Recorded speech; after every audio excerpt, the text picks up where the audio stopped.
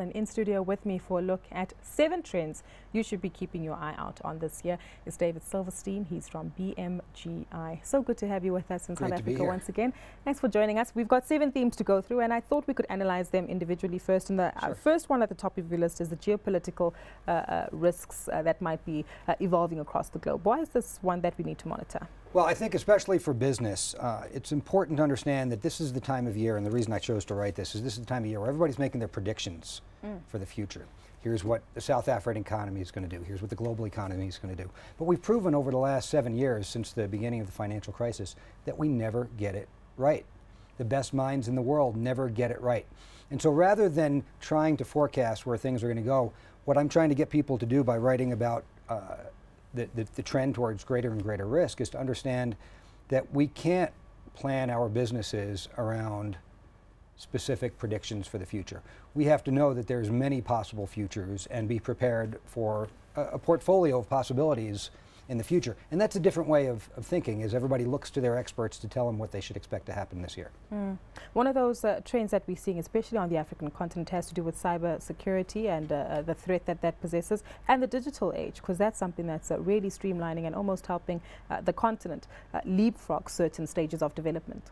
That's right. I think technology is still just at the base of that exponential growth curve everywhere in the world, but certainly here in Africa. You know, when you're on an exponential growth curve, in any short period of time, it looks like a very linear kind of thing to you. You don't realize how exponential the growth is when you're actually living through it. It's only when you go back and look through the lens of history that you say, wow, things were really changing fast. And you're right, so cybersecurity is one that got a lot of attention in this last year because there were so many attacks against it. And they're coming from nation states, and they're coming from gangs, cyber gangs, and that type of thing. And you know, success breeds success.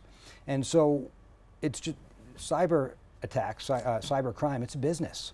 And so when you see the success that so many have had, there was the case not too long ago, we were talking about $1 billion having been stolen from a number of different banks, right? You read about that one.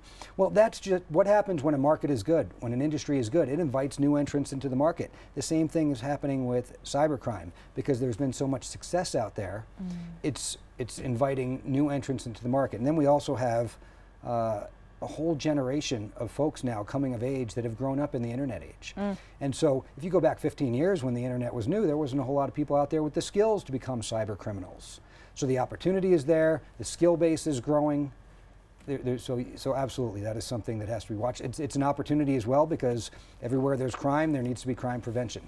So the cybersecurity prevents great new business opportunities as well. Exactly. Looking at the list, I think it was number 5 that pointed out to health and wellness.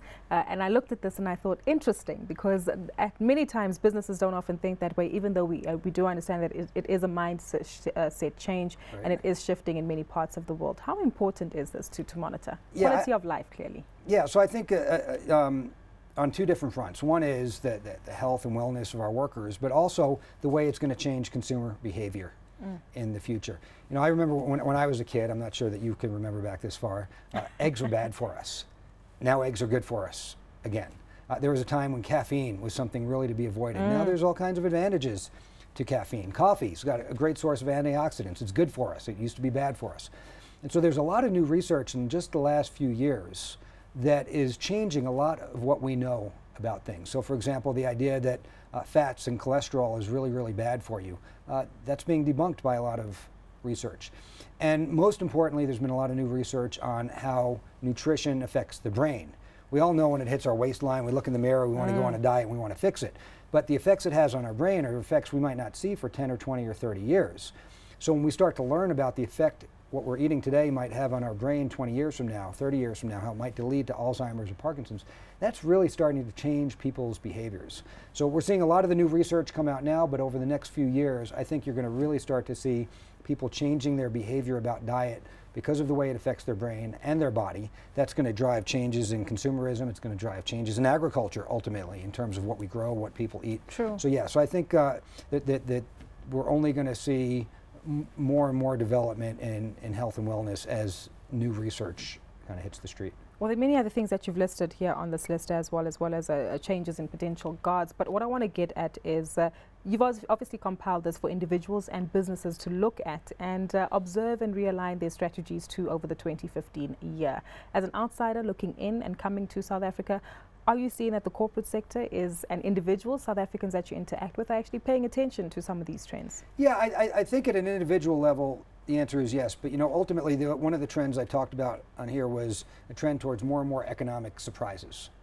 And I think in South Africa, ultimately, everything is driven by the economy.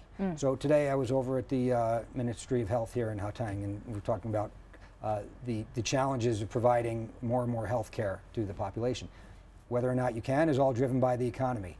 The power outages and the shortage of electrical generating, that's both an economic problem and it's created by a lack of the economic resources to build. So I think at an individual and business level, yes, but I think at a collective level, at the level of the government, everything's got to be about the economy. The next few years in 2015. The political challenges, nobody would be, there wouldn't be talk of a no confidence vote against your president if there weren't economic challenges right now.